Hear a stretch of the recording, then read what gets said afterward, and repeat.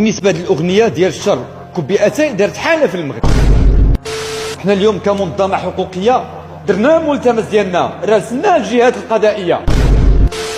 واش المغاربه عارفين الخطوره ديال هذه الاغنيه ديال بعض الكلمات؟ سماكم نبيل وزا، الامين العام للمنظمه المغربيه لحقوق الانسان ومحل الفساد. الامانه العامه للمنظمه صدرت اليوم واحد النداء الملتمس للسيد رئيس النيابه العامه بالرباط، وكذلك السيد المدير العام للامن الوطني السيد عبد اللطيف الحموشي، على واحد الجريمه ديال التحريض. بالنسبه للنداء ديال الامانه العامه بخصوص واحد الجريمه ديال التحريض ديال اغتصاب القاصرات عبر واحد الاغنيه تحت شعار الشر زيد كبئتين، تحت واحد العنوان. اليوم الامانه العامه تدق ناقوس الخطر حول بعض التصرفات ديال بعض الشباب الخارجين على القانون، واللي استعملوا بعض الكلمات في الاغنيه واللي ما عرفش الخطوره ديالها، واللي هذه الاغنيه انتشرت على الصعيد الوطني.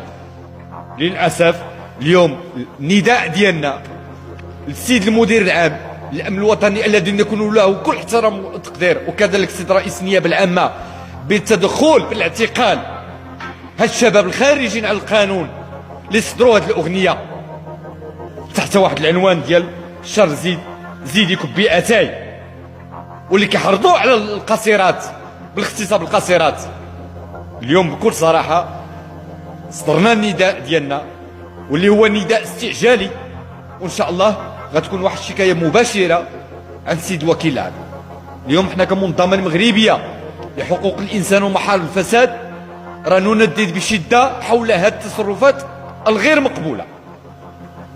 للاسف مجموعه ديال المواطنين اللي ربطوا اتصال بالمنظمه واللي كيستنكروا على هاد الشباب اللي صدروا هذه الاغنيه.